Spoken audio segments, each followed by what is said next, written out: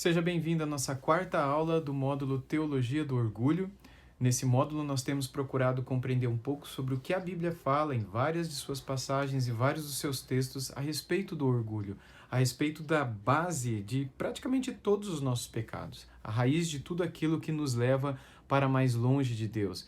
E o nosso desejo, nosso principal objetivo não é só compreender o que a Bíblia fala a respeito dos nossos pecados, do nosso orgulho, dos nossos erros, mas também compreender como o orgulho é capaz de nos levar a muitos outros pecados e a muitas outras coisas perigosas e arriscadas. E nessa quarta aula, nós veremos um pouco da relação entre a segunda vinda de nosso Senhor Jesus Cristo e a consequente rejeição por causa do orgulho no nosso coração. Nós analisaremos o texto de Marcos, capítulo 13, e o nosso objetivo é ver um pouco sobre o orgulho e a ira de Deus.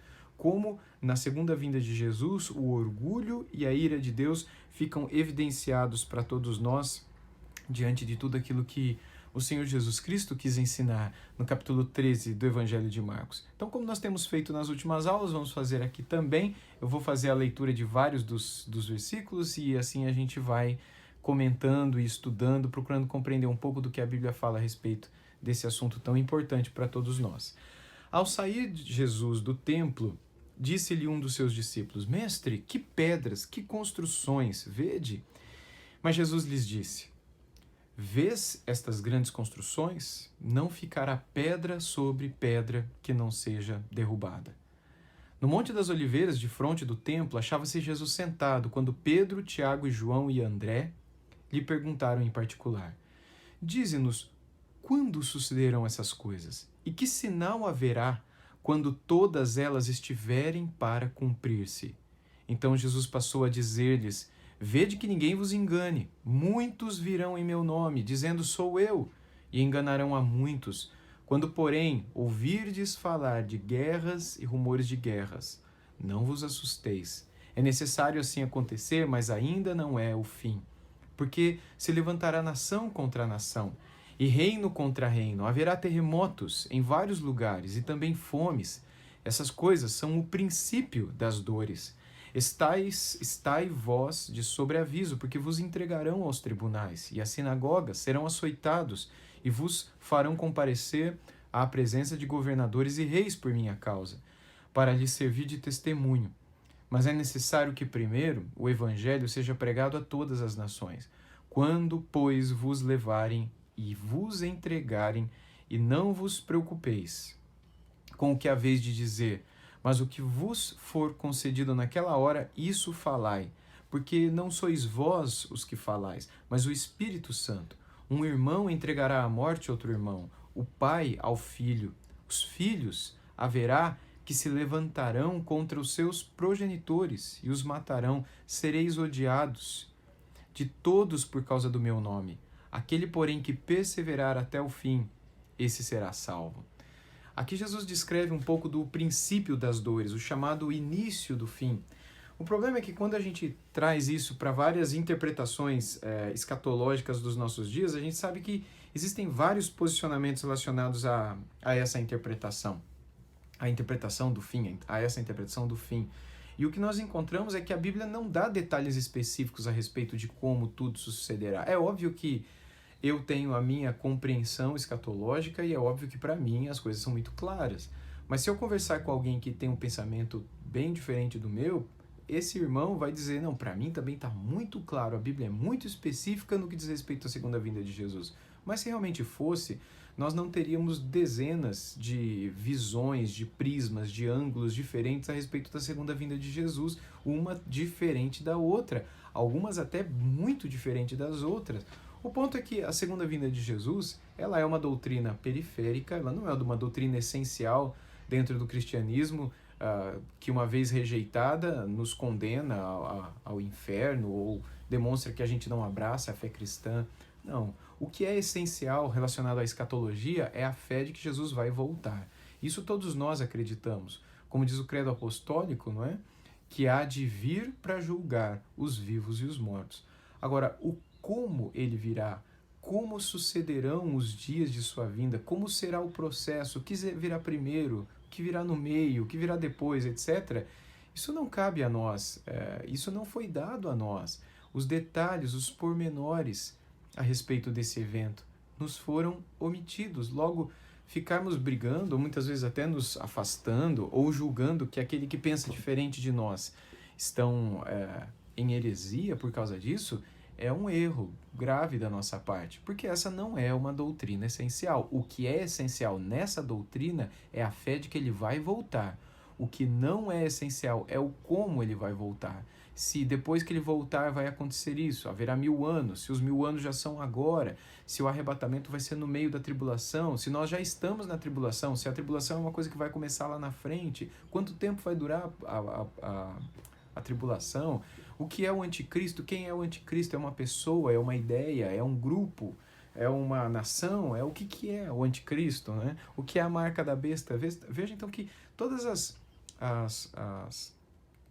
os ensinamentos, as revelações relacionadas à segunda vinda de Jesus, elas estão cercadas de simbologias, cercadas de linguagem apocalíptica. A literatura apocalíptica usada por João no escrever da sua revelação, Apocalipse, está semeada, cheia de literatura apocalíptica que era um tipo literário da época, que é composto de metáforas, de figuras de linguagem.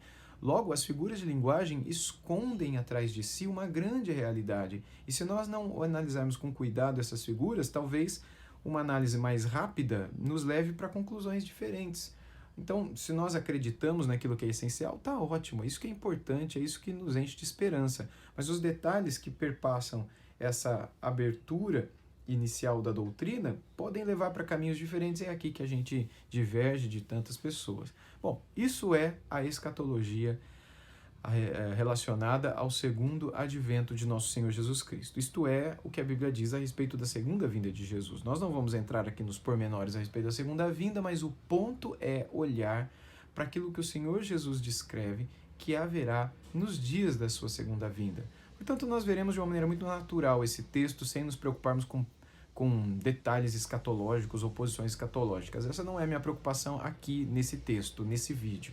A minha principal e primeira preocupação é olhar o que Jesus disse de uma maneira simples, normal, e procurar entender como os escribas e fariseus que estavam ali sentadinhos ouvindo ele entenderam e como isso lida com o orgulho que acaba resultando na ira de Deus vinda sobre a minha vida quando eu a ela não dou ouvidos, a sua palavra. A ira que virá, não dou ouvidos, eu serei alguém que sofrerá por causa dela. Mas vejamos então, nesse primeiro texto que Jesus descreve os frutos do orgulho, o fruto do pecado no coração humano, que levará à violência, que levará à morte, que levará aos vícios, que levará à perseguição religiosa e a tantos outros males que aqui acontecem. Até a própria natureza reagindo com males, com terremotos, com furacões, com fomes e outras coisas mais, em que na verdade são só o princípio das dores, descrevendo que haverá muito pior depois disso tudo, talvez uma descrição da própria eternidade, talvez uma descrição de como será os últimos dias, que eu acho que é isso, antes da própria segunda vida em si do nosso Senhor Jesus Cristo. Bem, o texto continua no versículo 14 dizendo que quando, pois, virdes o abominável da desolação, situado onde não deve estar, quem lê entenda, então os que estiverem na Judéia fujam para os montes, quem estiver em cima no eirado não desça, nem entre para tirar da sua casa alguma coisa, e o que estiver no campo não volte para buscar a sua capa. Ai das que estiverem grávidas e das que amamentarem naqueles dias. Orai para que isso não suceda no inverno, porque aqueles dias serão de tamanha tribulação como nunca houve desde o princípio do mundo, que Deus criou até agora. Nunca jamais haverá. Não tivesse o Senhor abreviado aqueles dias, ninguém se salvaria. Mas por causa dos eleitos que ele escolheu, abreviou tais dias. Então, se alguém vos disser, eis aqui o Cristo, ou ei-lo ali, não acrediteis. Pois surgirão falsos cristos e falsos profetas, operando sinais, prodígios para enganar, se possível, os próprios eleitos. Estai vós de sobreaviso. Tenho predito. Tudo vos tenho predito. Bem, tudo isso que o Senhor Jesus descreve aqui, praticamente já aconteceu. Nós temos visto tudo isso acontecendo. Aliás, os últimos dias, nos últimos tempos, nos últimos anos da história da humanidade, né? A expressão que é usada aqui, quando Jesus começa a dizer para ele já começa dizendo, né? Vede que ninguém vos engane, no versículo 5. Muitos virão em meu nome dizendo, sou eu, e enganarão a muitos. Ele volta a falar disso lá na frente também. Quando, porém, ouvides falar de guerra, rumores de guerra, etc. Bom, quando nós olhamos os apóstolos escrevendo a respeito da escatologia, o que nós encontramos é que eles mesmos tinham uma compreensão de que o fim dos tempos já havia começado nos dias deles.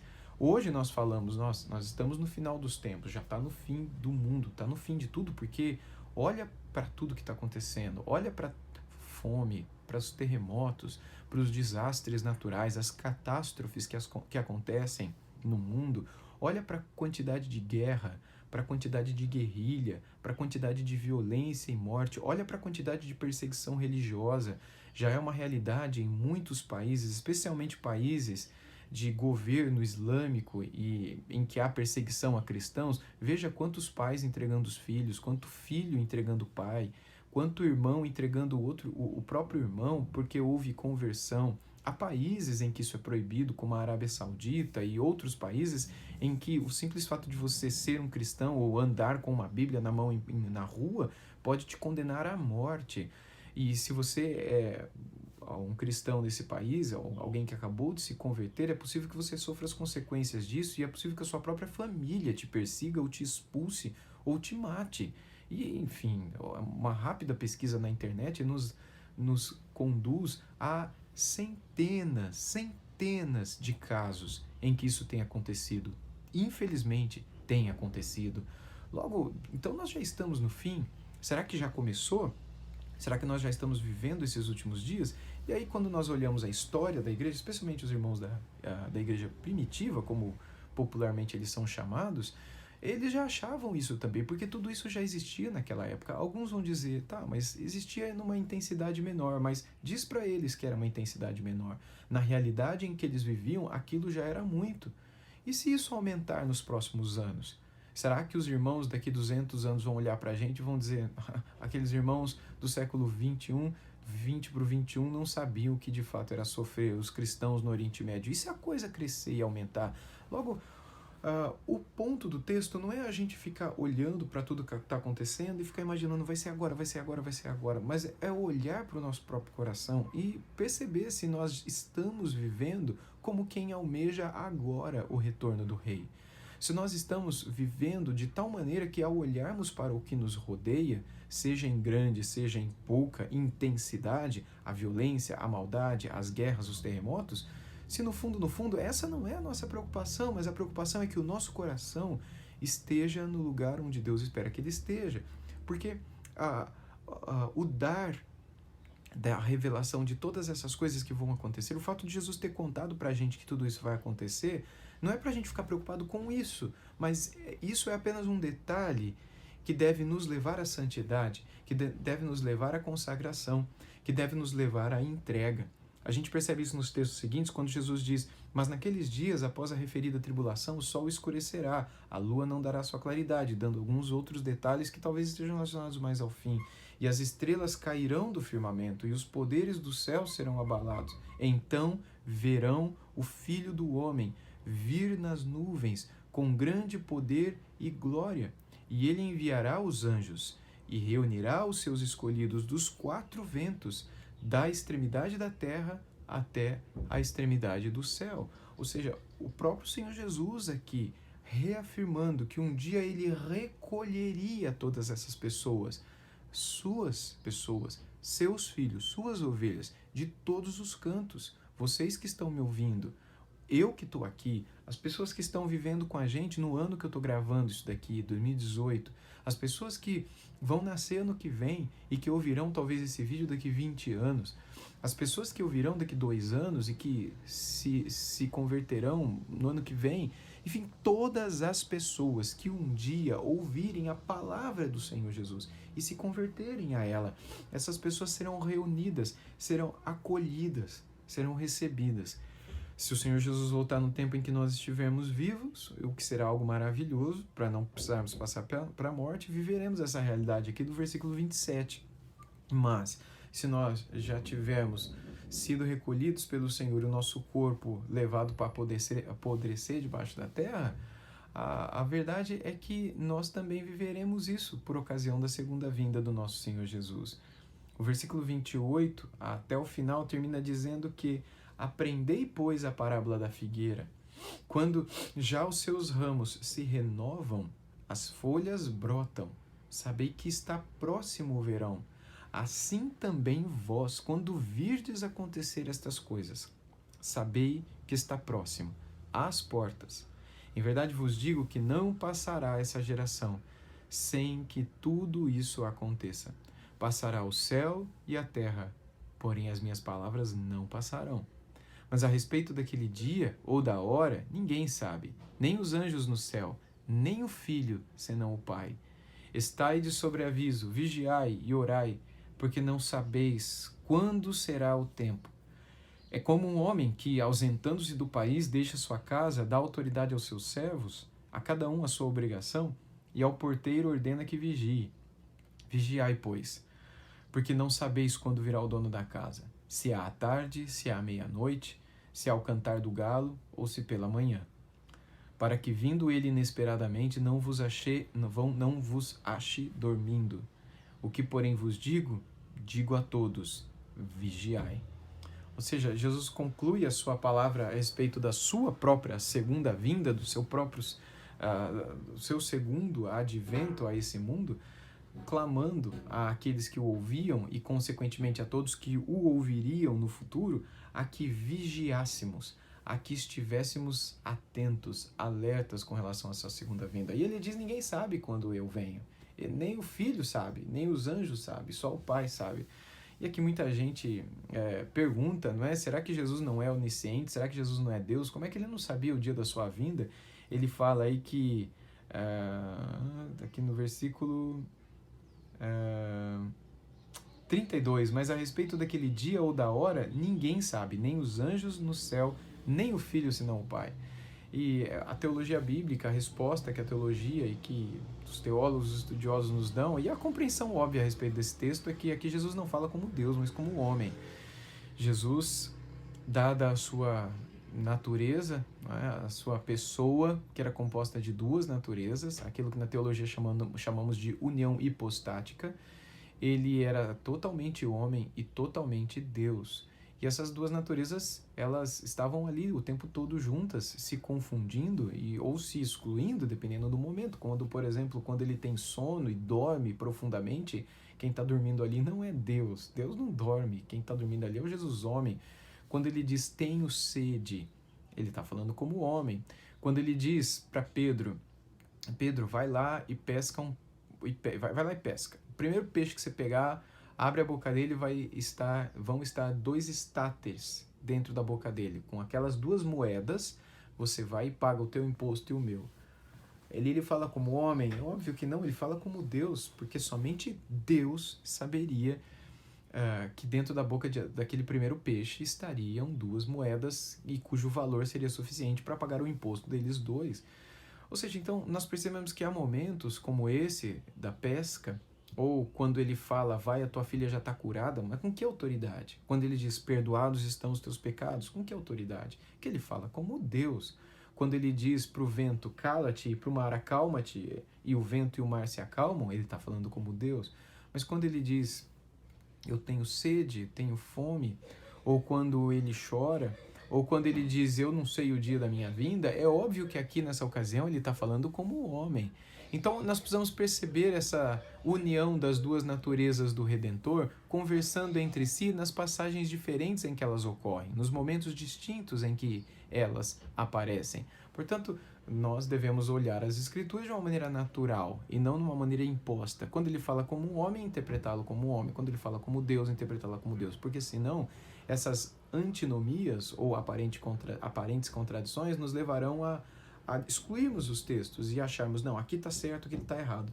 Ao erro dos liberais, achando que a Escritura deve ser cortada, demitologizada, a fim de que nós fiquemos apenas com aquilo que é a palavra de Deus, porque para eles a Bíblia contém a palavra, aí ela não é, ela contém, a gente tem que tirar o que não é. Num caso desse aqui, por exemplo, eles vão falar, isso daqui não é palavra de Deus. Ou, na verdade, vão dizer, isso é a palavra de Deus, porque aqui a gente vê ele como homem, não como Deus. E o que a maioria dos liberais querem é desacreditar a divindade de Jesus na fé das pessoas. Portanto, aqui ele fala como homem. E o ponto aqui é apenas dizer, olha, vocês não têm que se preocupar com isso. Não compete a vocês. A humanidade não sabe e não saberá jamais. Eu mesmo aqui como homem, não tenho ciência de quando será. Porque na natureza humana, ou para a natureza humana, o conhecimento dessa data ficou absolutamente vedado, escondido. Então, a nossa preocupação não deve ser com a data. A gente vive aqui em 2018, agora gravando esse vídeo, gravando esse módulo, não é? Nós esperamos a segunda vinda de Jesus no ano 2000, depois 2001, depois 2002, eu me lembro 2012, 2013, 2014, 2016, 2017. Agora a próxima parece que é 2022. Todo ano, ou de ano em ano, aparece alguém dizendo, eu tive uma revelação, o Senhor Jesus vai voltar em 2070, foi a última que eu ouvi recentemente, 2070. Bem, se essas pessoas acertarem, Jesus errou, porque ele falou que ninguém vai falar, ninguém sabe, ninguém acertará, ninguém saberá. Logo, não ouse querer acertar, porque ninguém vai acertar. E você pode ficar falando, é esse ano, é esse ano, é esse ano, é esse ano, mas ainda que você acerte o ano, a hora e o dia jamais será como um ladrão da noite. Qual é o ponto aqui? Não deixa que o seu orgulho, porque é o orgulho que quer nos levar ao conhecimento exato dessa data. E a coisa mais importante do mundo não é saber o dia que Jesus vai voltar, é saber se você já está com Jesus agora. É isso que importa. É saber se você já está com ele, porque se ele voltar agora, você vai estar com ele. Ou se ele voltar daqui 200 anos, você vai estar com ele. Ou se ele voltar daqui 3 anos e 4 meses, você vai estar com ele. A coisa mais importante não é saber o dia, a hora, o momento, mas é saber que ele vai voltar. Nutrir o seu coração de esperança e aguardar a sua vinda como se fosse agora, em santidade, em amor, em comunhão com ele. Não, bom, vai ser amanhã, então hoje eu posso estar pecando, e hoje à noite eu me arrependo porque essa noite Jesus vai voltar. Não deve ser assim. Deve ser como se fosse agora. Deve ser como se fosse na próxima piscada de olhos que você der. Porque será assim, num piscar de olhos, que o Senhor Jesus voltará, sem aviso prévio. E o orgulho é o que nos leva a ficar distantes. O orgulho é o que nos leva a todos esses pecados aqui mencionados. E é o orgulho também que fará com que a ira de Deus, presente nesse texto, seja derramada sobre a humanidade. Quando nós olhamos para essa passagem, o que nós encontramos é o Senhor Jesus prometendo que todo o mal que sobrevirá sobre esse mundo é consequência tanto do nosso pecado quanto da ira de Deus. Da ira de Deus que, de alguma maneira, dará fim à presente criação, à própria ordem natural das coisas, para renovar todas as coisas e fazer com que nós, renovados, também ressurretos, regenerados, vivamos num novo céu e numa nova terra, reconfigurada, habilitada a viver com novas criaturas, com homens e mulheres regenerados, que para sempre desfrutarão da presença de Deus e em santidade construirão nesse novo céu e nessa nova terra a vida que deveria existir desde o início da criação e que somente não existiu por conta da maldade e do pecado no coração de cada um de nós. Portanto, olhando para essa realidade das consequências do orgulho relacionados à segunda vinda de Jesus, que possamos aguardá-lo com todo o nosso coração, com todo o nosso amor, com toda a nossa expectativa e desde já desfrutando de íntima comunhão com Ele, clamando ao Senhor que livre o nosso coração do orgulho, que é a única coisa que faz com que o nosso coração fique sem azeite. Lembra da parábola das 10 virgens? Aquelas que tinham azeite na botija, aquelas que não, aquelas que estavam preparadas aguardando a chegada do noivo e aquelas que estavam indisciplinadas, relaxadas, não estavam esperando. Quando o noivo voltou, saíram correndo atrás, querendo resolver a sua vida, querendo trazer azeite para a botija, ou seja, querendo se encher do Espírito Santo. Agora não dá mais tempo. A hora para vocês se converterem de verdade era antes. Agora o rei voltou e agora não há mais tempo para isso. Portanto, que nós agora, enquanto a misericórdia de Deus repousa sobre as nossas cabeças, possamos verdadeiramente nos arrepender de todo orgulho, nos encher de humildade, de pobreza de espírito e vivermos como se o Senhor Jesus fosse voltar agora.